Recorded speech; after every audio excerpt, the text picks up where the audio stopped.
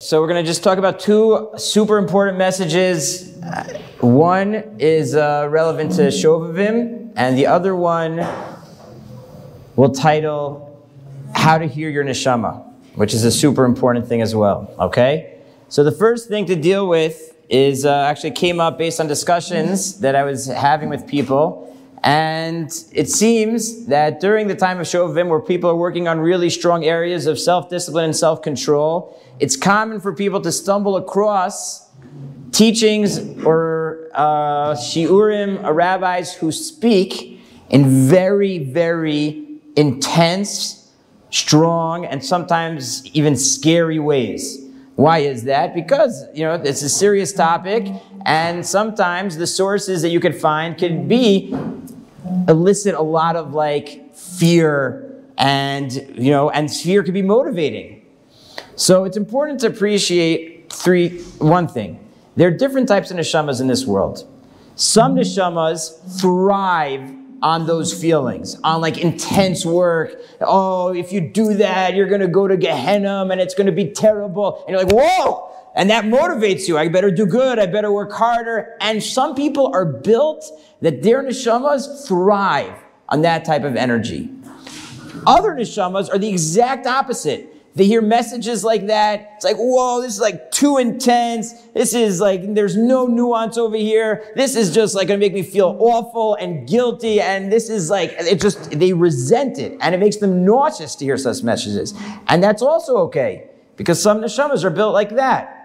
First thing is to realize is, gentlemen, is you got to know your neshama, and you can never judge somebody else's neshama. What works for you and what works for someone else might be different. If there's a certain type of teaching, certain type of message that works for him, amazing. Respect that, value that, understand that he's being real with his neshama. And if your neshama is different, you don't have to feel bad that those type of messages aren't for you or not good for you, or there's other messages that are relevant. It's very important to be aware of your own needs, your own neshama, and also be able to respect other people's and not to look down on others.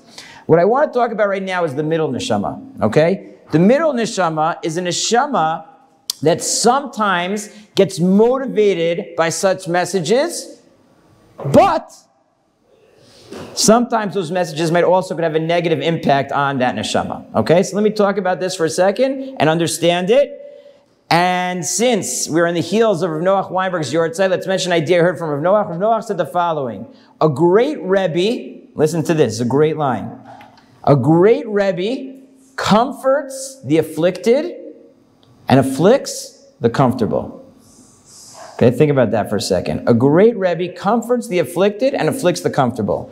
Okay, what's the idea? It's obvious once you think about it. When you have a person that they're suffering, they're in a bad place, things aren't good. What do they need right now? They need you to just say, hey, you're not being good enough, you're going to be better.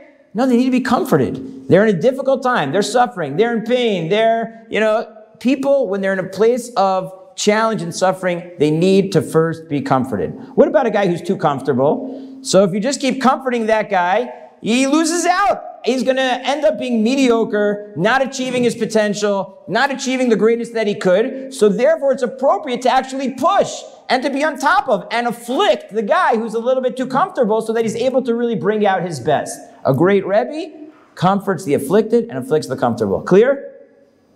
You are your own Rebbe, gentlemen. In our own lives, we have times where we are comfortable and sometimes when we're afflicted. There's certain times when a person, things are good, going well, he's kind of in a place where he's capable of a lot more. At a time like that, hearing a message that might tell them to, you could do a lot, you do a lot better if you do this, you're gonna, this is gonna happen, and that maybe that feeling of fear or that intense message might actually motivate a person when he's in a really good place to do even more. But the question is, what's going to happen when that person's in a time where things are a little afflicted?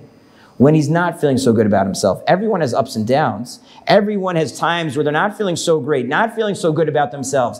And if you were using those messages to motivate you when things were good and you were capable of hearing those messages, you have to ask yourself, though, what are those messages going to do to you during the times when you actually need to be comforted?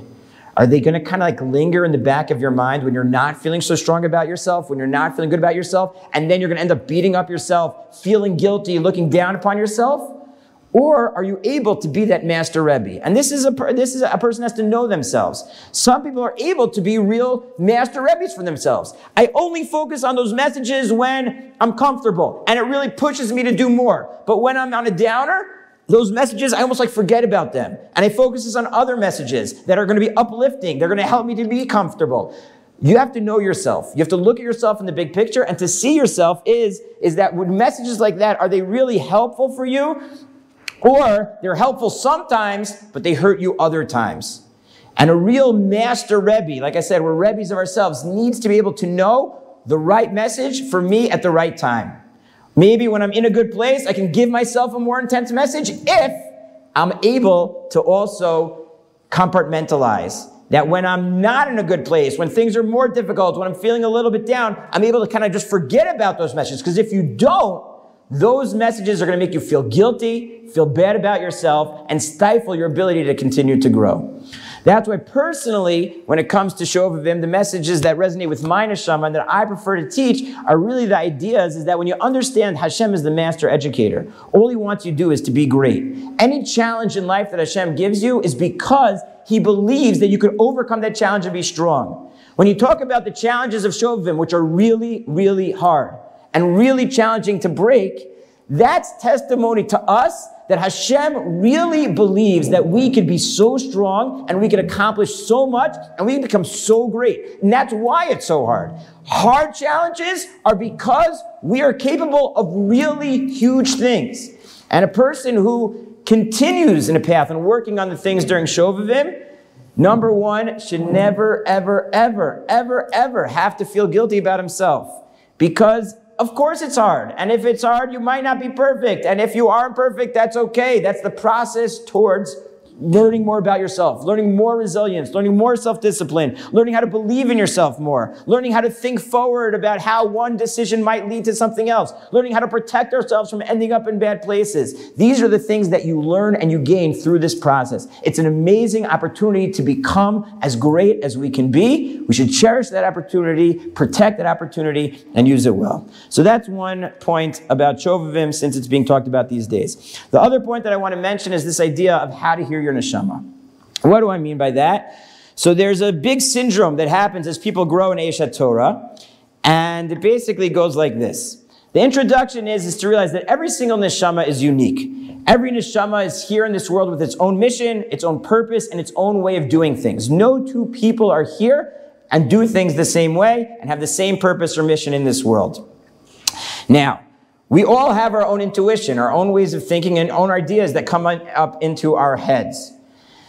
What happens in a place like Yeshiva, especially Yeshiva like Aish Torah, where people are growing, people learn that my intuition is not always so good. Sometimes my intuition tells me, wow, it'd be a great idea to get a cheeseburger from McDonald's right now. That is called a treif intuition, right? We learn about that. We learn the Torah. The Torah says it's not supposed to do that. So, that intuition wasn't so good. Maybe the next thing intuition says, ooh, intuition, I really think it'd be a great idea to hang out with those girls. It might not end up in such a good place. And we find out and we realize that intuition was not such a good idea after all. What happens when a person starts growing and realizing that the intuitions that he has are not always so kosher? He begins to shut off his intuition. Now, I understand why a person does that, but I'm also concerned. Because I've met more than one person who, because they are growing and because they're beginning to see that my intuition might not always be so kosher, they actually shut it off completely. And while that does help them to be able to be strong in certain areas, make some good decisions, it, in the long term, is very problematic.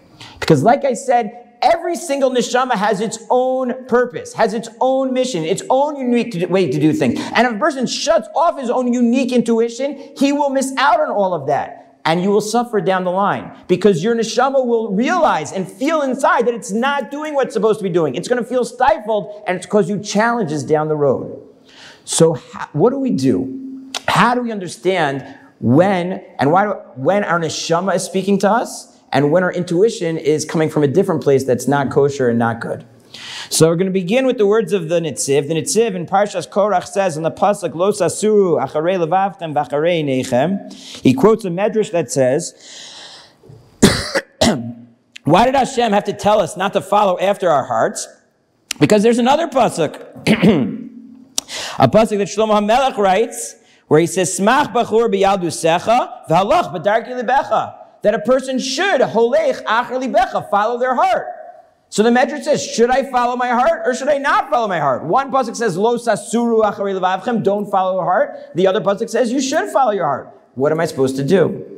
So here's basic guidelines based on the Netziv, and I think this is the secret to how to learn how to hear your neshama.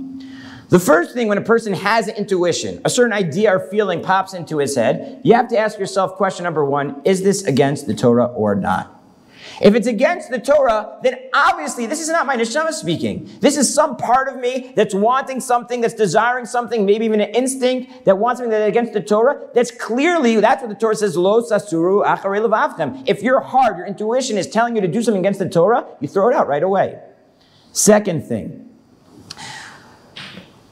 what if your heart, your intuition tells you to do something that's not against the Torah? The second question you have to ask yourself is, you run it against your intellect, your reason. Is this wise? Is this rational? When you look at something like that, so let's say, for example, we can think of a person gets a sponsored trip to Aish Torah to come to learn here for indefinite amount of time. He has one ticket. So he arrives in Aish Torah after a week, someone says, hey, I'm going to the Alps to go skiing. And I'm like, wow, that's amazing. Even my rabbi in Shir said that you could go to the Alps and you could appreciate the amazing thing that Hashem put into this world. And this is an amazing opportunity to appreciate the things that Hashem put in this world. So maybe I should go. But if I go, I'm going to lose my chance to learn in Yeshiva. Excuse me. So now, while it might be nothing wrong with going to the Alps, it can even be used in a good way, but right now that intuition is not smart because you're losing out possibly on your once-in-a-lifetime opportunity to have a sponsored trip to come and learn Yeshiva, which can fill with so much more wisdom. It's better to do that maybe afterwards when you have time for vacation. So the second thing that you have to ask yourself is this intuition rational? Is it wise? You run it against your intellect, you run your heart feeling against your intellect, and then you see. If the answer to question number one, is it against the Torah? No. Okay. Is it wise? Yes. So now it comes to where I feel you can hear your neshama. Let's say you have a decision in front of you, what to do during your vacation. You have a vacation right now, and three things pop into your head. You know what? One guy has an idea. I know this guy's going. He's going to do chesed during the break. Wow, that's a big mitzvah. Another guy says, I'm actually going to go to a learning program during my break. Wow, that's also a great thing. A third guy says, I'm going to go to the Swiss Alps and to appreciate the beautiful things that Hashem put into this world. That's also valuable. None of them are against the Torah. None of them are particularly unwise necessarily. Now, says the Netziv, you have a decision between three good things. Look inside yourself. Look deeply inside yourself. Ask yourself, what is my neshama telling me? What's the right thing to do? None of these are wrong. Where's my personal, unique neshama going to come and shine? Look inside yourself. When you're dealing with a decision, nothing's against the Torah. All of the options make sense, are rational. There's nothing here that's not wise. So then you have to learn to look in your side and trust your intuition. Trust. Dive into Hashem, I would add. And I'll add one more thing in a minute. And then trust that what you're feeling right now is actually your neshama guiding you to the path that's the right path for you. So first you go through those steps. Is this against the Torah? Number one. Number two, is it wise? If the answer to number one is no, it's not against the Torah, and it is a wise decision, so then how do you make your decision? You look inside yourself. You ask yourself what your neshama wants. You dive into Hashem for clarity. You don't get misguided. You check yourself. Try to say, am I being motivated by anything that's not so kosher or bad motivations? And then you decide. Excuse me. With the confidence that you are now hearing your unique neshama, and that intuition is guiding you to your unique path and your unique purpose in this world. One other important, I would say, addition that you can use to help you to really be successful in this area is the important idea of finding a Rebbe. How do I know if something is against the Torah? It's a really good idea to have a Rebbe. How am I sure that this is something that's wise and not something that's stupid? It's a really good idea to run that by a Rebbe. When a person has a Rebbe that knows Torah well, understands them well, and has a lot of wisdom to be able to assess things, but more importantly, respects you, who you are, and understands your uniqueness and your unique situation, you can run these things by a Rebbe, and that's such an invaluable thing.